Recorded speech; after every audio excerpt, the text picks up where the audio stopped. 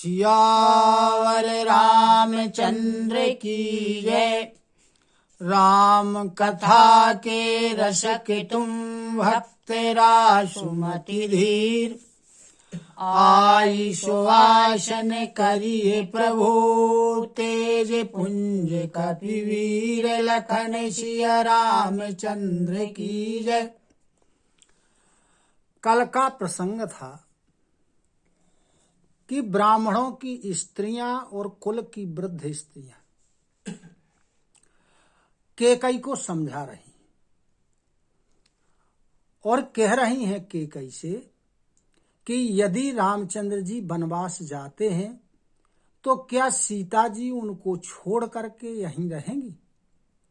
क्या लक्ष्मण जी रामचंद्र जी के बिना घर पर रहेंगे? क्या भरत जी रामचंद्र जी के बिना राज्य पद लेंगे या राज्य करेंगे?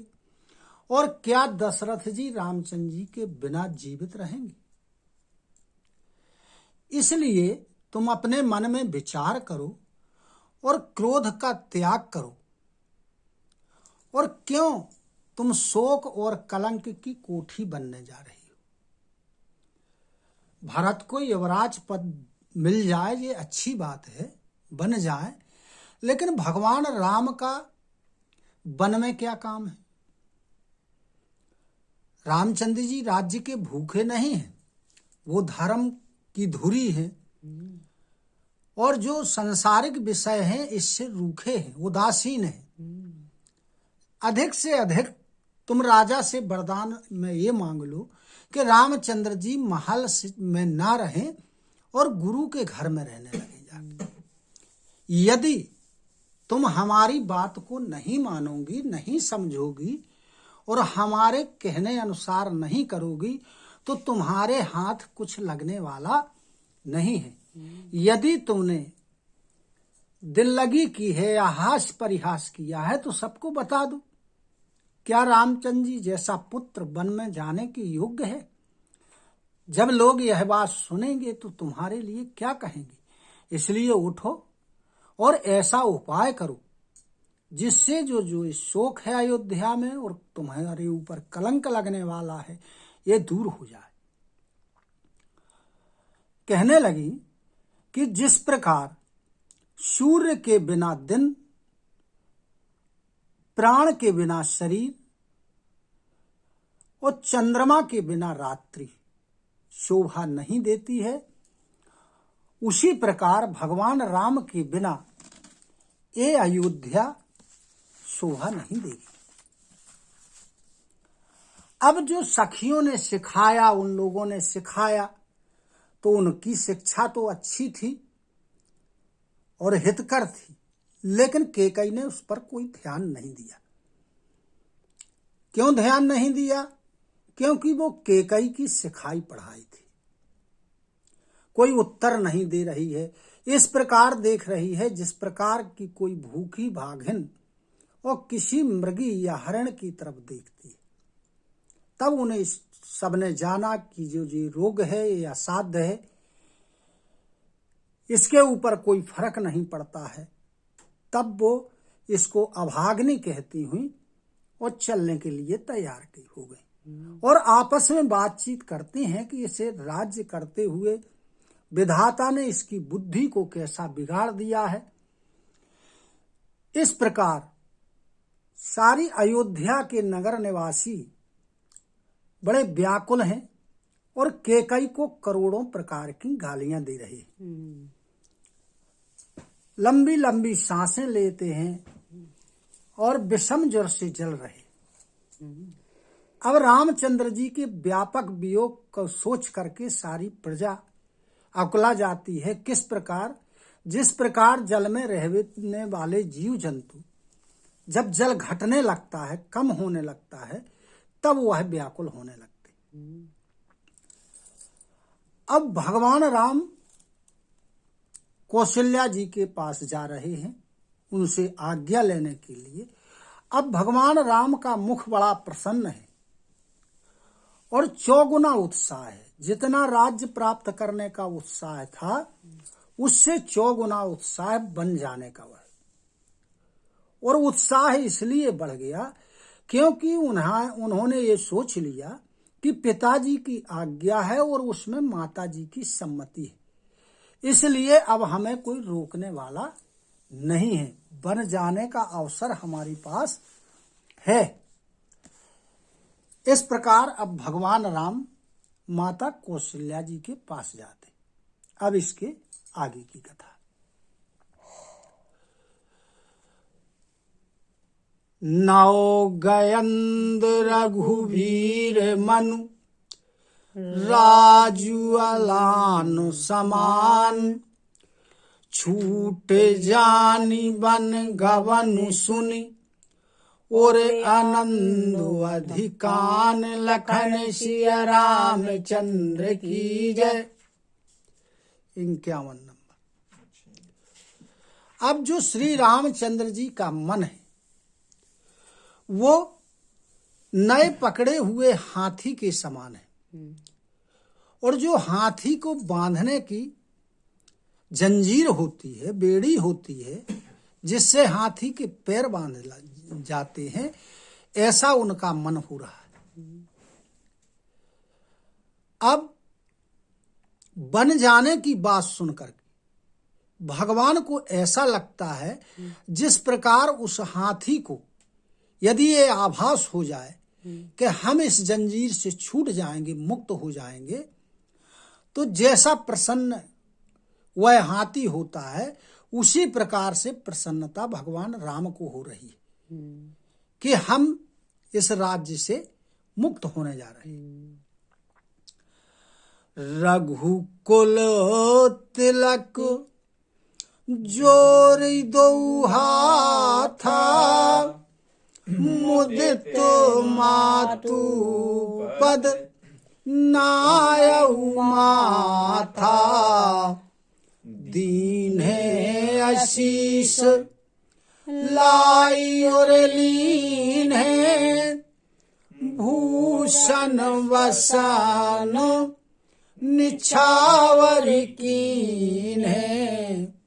अब जब भगवान राम माता कौशल्या जी के पास पहुंचते तो उन्होंने दोनों हाथ जोड़ करके और बड़े प्रसन्न मन से माता कौशल्या जी के चरणों में अपना मस्तक झुकाया। कौशल्या जी ने पकड़ के उन्हें अपने हृदय से लगा लिया और आशीर्वाद दिया, और फिर कौशल्या जी ने अनेक प्रकार के वस्त्र और आभूषण निछावर में दिए। अभी उनको ये मालूम नहीं था कि यह वनवास जाना है, उनकी समझ से तो कल राज्याभिषेक होना है। बार बार मुख चुंबती माता, नयनों ने है जलु पुलकित गाता, गोद राखी पुनि हृदय लगाए, श्रीवत्तो प्रेम रस पयद सुहाए। अब माता कौशल्या जी बार बार उनके मुख का चुंबन ले रही, नेत्रों से प्रेम के आंसू बह रहे। उन्होंने भगवान राम को अपनी गोद में बैठा लिया और अपने हृदय से लगा लिया, तो माता कौशल्या के स्तनों से दूध निकलने लगा। प्रेमु प्रमोदुना कछु कही जाई, रंग को धन दो पद वीजनु पाई, सादर सुंदर बदनु निहारी, बोली मधुर बचन महतारी। अब जो उनका प्रेम था, कौशल्या जी का आनंद था, तो शिवजी पार्वती जी को सुनाते हुए कहते हैं कि उस समय का उनका आमोद प्रमोद आनंद उत्साह कहा नहीं जा रहा था। ऐसा लगता था जैसे किसी धनहीन व्यक्ति को और कुबेर का धन प्राप्त हो गया। अब आदर के साथ भगवान राम के सुंदर मुख को माता कौशल्या देखती हुई और बड़े कोमल वचनों के साथ, मीठे वचनों के साथ कौशल्या जी भगवान राम से कहती हैं, कहू तात जननी बलिहारी, कवहीं लगनो मुद मंगलकारी, सुक्रतो शील सुख शिव सुहाई, जन्म लाभो कई अवध अघाई। कहने लगी कि हे तात, माता बलहारी जाती, अभी ये तो बताओ कि वो शुभ लग्न कब है, यानी राज्याभिषेक की मंगलकारी जो लग्न है, शुभ मुहूर्त है, वो कब है। और कहने लगी कि जो मेरे पुण्य है, शील है और सुख की सीमा है, राज्याभिषेक तुम्हारा होगा तो मेरे सुख की सीमा है और मेरे जन्म लेने का लाभ की पूर्णता है। जेहि चाहत नर नारी सब, अति आरत ही भांति, जिमि चातक चातक त्रसित, वृष्टि शरद ऋतु स्वाति, लखन सिया रामचंद्र की जय। जिस मुहूर्त को, जिस लगन को सभी स्त्री पुरुष अत्यंत व्याकुलता से उस प्रकार से चाह रहे हैं, जिस प्रकार से चकवी और चकवा यानी चातक और चातकी शरद ऋतु के स्वाति नक्षत्र की वर्षा को चाहते। दातो जाऊं वली बेगी नहाहू, जो मन भाव मधुर कछु खाहू, पितु समीप तब जायहु भैया, भई बड़ी बार जाई बलि मैया।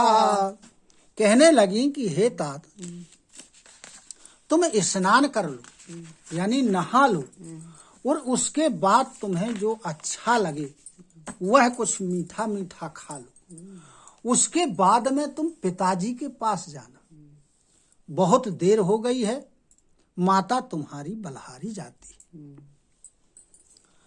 मातु वचन सुनी अति अनुकूला, जनु स्नेह सुर तरु के फूला, सुख मकोरंद भये त्रियस्मूला, निरखी रामो मनु भंवरु न भूला। अब माता की जो वचन थे वो अत्यंत अनुकूल थे। ऐसे वचनों को सुनकर के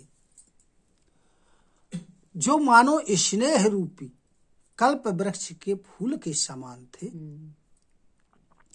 ऐसे वचन रूपी फूलों को देखकर श्री रामचंद्र जी का मन रूपी भौरा उन पर भूला नहीं, यानी वे उसमें भरमे नहीं। धर्मो धुरीन धर्म गति जानी, कहो मातु सन अति मृदुवानी, पिता दीन है मोहि कानन राजू, जहाँ सब भांति मोर बड़ काजू। अब भगवान राम क्या है, धर्म की धुरी है वह धर्म की गति को जानते हैं कि धर्म क्या है, धर्म क्या कहता है। तो उसको जान करके भगवान राम माता कौशल्या जी से अत्यधिक कोमल वचनों के साथ कहने लगे कि हे माँ, पिताजी ने मुझे वन का राज्य दिया है, जहां सब प्रकार से मेरा काम बनने वाला है। आयसो देहि मुदित मन माता, जेहि मुद मंगल कानन जाता। जनि स्नेह वस डर पसी भोरे, आनंदु अम्बु अनुग्रह तोरे। हे माता, इसलिए तुम प्रसन्न हो करके मुझे आज्ञा दो, जिससे जो मेरी वन की यात्रा है वो बड़ी मंगलमय रहे, आनंदपूर्ण रहे, और मेरे स्नेह बस तुम भूल करके भी डरना नहीं। हे माता, तुम्हारी कृपा रहेगी तो आनंद ही आनंद रहेगा वनवास में भी। बरस 4-10 विपिन बसी, करी पितु बचन प्रमाण। आई पाई पुनि देखे हूँ, मनुजन करस मलान। लखन सिया रामचंद्र की जय। भगवान राम कहते हैं कि हे माता, 14 वर्ष वनवास में रह करके पिताजी के वचनों को प्रमाणित करके और फिर मैं लौटकर तुम्हारे चरणों का दर्शन करूंगा। तुम अपने मन को मलिन मत करना, दुखी मत करना। बचनों विनीत मधुर रघुवर के, सर सम लगे मातुर कर के। सहमी सुखी सुनी शीतली वाणी, जिमि जवासो पर पावस पानी। अब भगवान राम के ऐसे विनय युक्त वचनों को सुन करके, मीठे वचनों को सुना, लेकिन फिर भी माता कौशल्या के हृदय में वह बाणों के समान लगे। माता कौशल्या सहम गई, सूख गई। किस प्रकार? जिस प्रकार बरसात का पानी पड़ने से और जवासा सूख जाता है। कहीं ना जाई कछु हृदय विषादु, मनहु मृगी सुनि के हरिनादु। नयनो सजल तन थर थर कापी, माजहि खाई मीन जनु मापी। अब माता कौशल्या जी कुछ कह नहीं रही। उनके हृदय में बड़ा दुख है, विषाद है। कैसा विषाद? जिस प्रकार का विषाद यदि शेर की गर्जना सुन ले तो किसी मृगी को होता है। माता कौशल्या जी का शरीर थर थर कांप रहा है, नेत्रों से अश्रु धारा बह रही, और माता कौशल्या की स्थिति उस प्रकार हो गई जिस प्रकार पहली वर्षा का जल, जब कोई मछली, जल का जो माजा होता है ऊपर का, जब कोई मछली उसको खा लेती है तो पागल टाइप की हो जाती है। उस प्रकार कौशल्या जी की स्थिति हो गई। धरी धीरजु सुत बदनु निहारी, गद गद बचन कहती महतारी, तात पितहि तुम प्राण प्यारे, देखी मुदित नित चरित तुम्हारे। अब कौशल्या जी ने धैर्य धारण किया और रामचंद्र जी का मुख देखा। उनके मुख को देखते हुए माता जी गदगद कंठ से और रामचंद्र जी से कहती हैं कि हे तात, पिताजी को तो तुम प्राणों के समान प्रिय हो और तुम्हारे चरित्र को देख देख करके, तुम्हारे काम को देख देख करके वो बड़े प्रसन्न होते हैं। राजू देन कहूं शुभ दिन साधा, कहो जानो बन के ही अपराधा, ताते सुनावहु मोहि निदानु, को दिन कर कुल भयो कृसानु। अरे तुम्हारे लिए राज्य देने के लिए शुभ मुहूर्त निकलवाया, शुभ दिन सधवाया, फिर कौन से अपराध के कारण उन्होंने तुम्हें वनवास जाने के लिए कह दिया।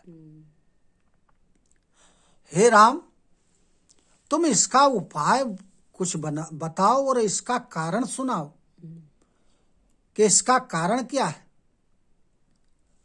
और ये जो सूर्यवंश है, इस सूर्यवंश रूपी वन के लिए अग्नि के समान कौन हो गया है। निरखी राम रुख सचिव सुत, कारण कहो बुझाई, सुनि प्रसंग रही मूक जिमि, दशावरन नहीं जाई, लखन सिया रामचंद्र की जय। तब श्री रामचंद्र जी के रुख को जब मंत्री सुमंत्र के पुत्र ने जाना तो उसने सारा कारण समझा करके माता कौशल्या जी को सुना दिया। अब जब माता कौशल्या जी ने सारी कहानी सुनी तो गूंगों की तरह माता कौशल्या चुप रह गई और उस समय जो उनकी दशा थी उसका वर्णन नहीं किया जा सकता। बोलो सियावर रामचंद्र की जय। कथा विसर्जन होते है सुनहु वीर हनुमान, जो जन जहाँ से आए हो सोता करऊ पयान।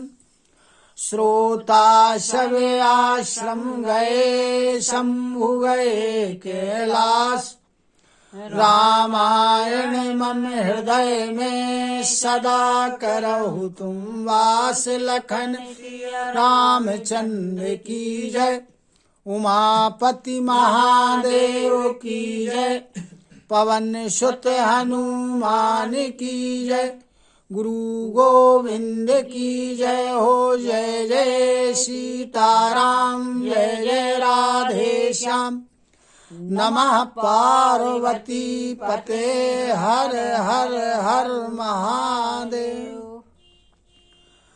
हरि शरणं हरि शरणं हरि शरणं हरि शरणं हरि शरणं हरि शरणं हरि शरणं हरि शरणं।